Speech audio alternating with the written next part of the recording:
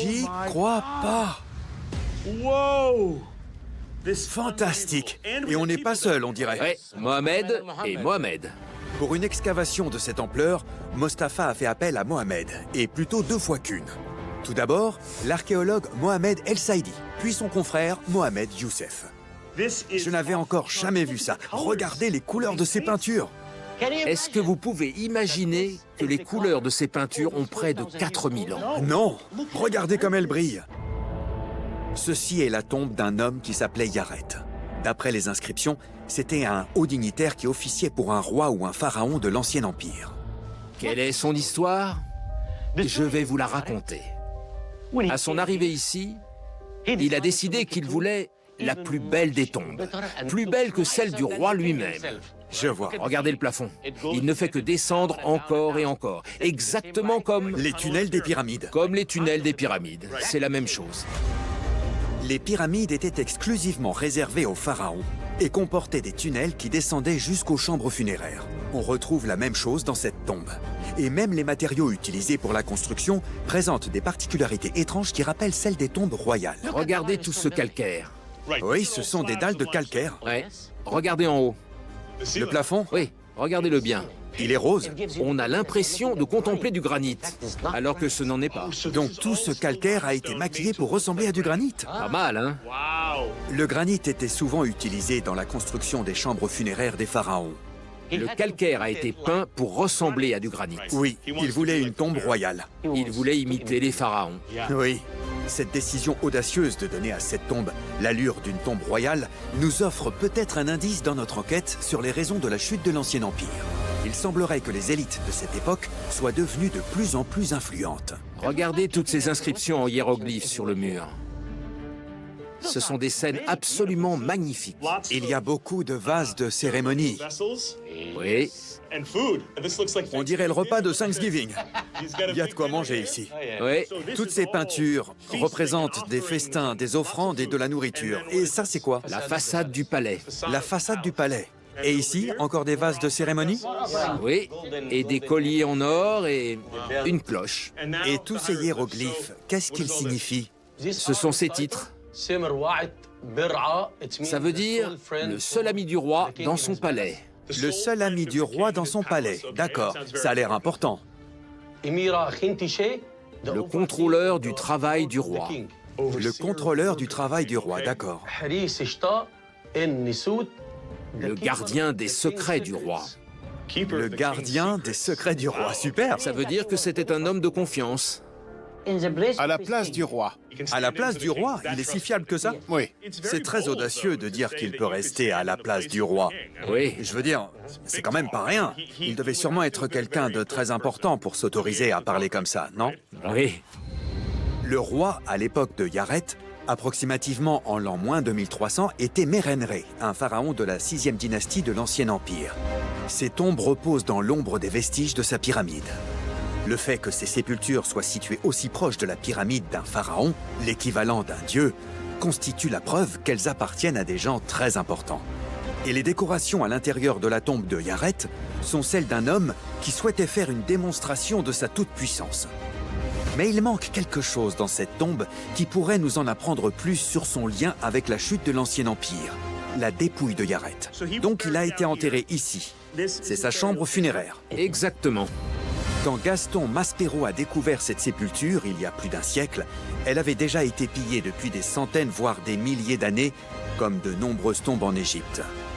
Est-ce que Maspero a trouvé un corps dans un sarcophage? Est-ce qu'on le sait? Il ne fait aucune mention d'un corps ou d'un squelette dans ses notes. D'accord. Est-ce que vous pensez qu'il existe d'autres tombes, comme celle-ci? Oui. Durant cette période, les nobles étaient devenus très puissants. Donc, il y a beaucoup de tombes. Je pense qu'il y en a encore beaucoup dans cette zone. Et je pense également qu'elle renferme encore de nombreux objets. Parce que cette tombe est la seule dont Maspero ait fait mention. Oui. Mais les autres, ils n'en parlent pas du tout. Personne ne sait réellement ce qui se trouve ici? Exactement. En fait, l'équipe de Mostafa Ouaziri est en train de fouiller un autre puits funéraire en ce moment même. Il est encore plus proche de la pyramide que ne l'est celui de Yaret. Ce nouveau puits n'est qu'à quelques centaines de mètres de l'endroit où nous nous trouvons. En arrivant sur place, je constate que les fouilles n'en sont encore qu'à leur début. Bien, encore un grand puits funéraire. Oui. Il y a quelques jours, on a commencé à creuser. Et on a découvert l'existence de ce puits. Il était rempli de sable? Bien sûr, avec le temps. D'accord. Puis on a découvert ce mur délabré. Oui, regardez, il tombe en morceaux. Ces murs ont l'air solides à première vue, mais ils sont construits avec des briques de terre friables. Il est en train de s'effondrer vers le puits suivant. C'est très risqué de continuer nos fouilles ici. Si on continue de creuser, à coup sûr, ce mur va s'effondrer. Nous sommes à environ 5 mètres de profondeur, littéralement entourés par des tonnes de sable. Les murs de terre de ces puits funéraires finiront inévitablement par s'effondrer sur l'équipe de Mostafa. D'accord, on fait quoi maintenant? Il faut consolider ces murs avant de pouvoir continuer nos excavations. À combien estimez-vous la profondeur du puits? Je dirais au moins 9 ou 10 mètres. Et qu'est-ce qu'il y a en bas? Je pense qu'en dessous, nous allons trouver quelque chose de très important. Et ce qui m'intrigue, c'est que Maspero ne parle absolument pas de ces puits. Donc vous pensez qu'on pourrait trouver une tombe intacte en dessous? J'en suis sûr et certain. Alors qu'est-ce qu'on attend? C'est parti. Super, allez, Ouais. on y va. Ouais. Nous remontons pour élaborer un plan. Heureusement, nous sommes en Égypte. Ce qui veut dire que nous n'aurons aucun problème pour trouver une armée d'ouvriers hautement qualifiés, prêts à faire à peu près n'importe quoi. Première étape, retirer tout le sable. Deuxième étape, on descend le mortier. Troisième étape, de nouvelles briques.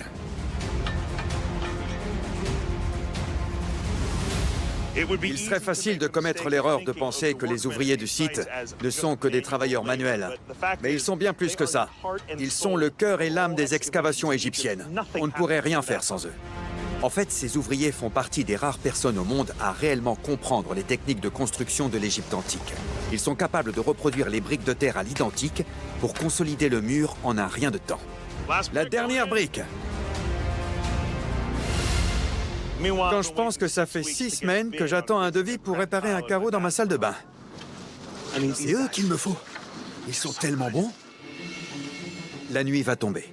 Et le mortier va mettre du temps avant d'être suffisamment sec pour reprendre les fouilles.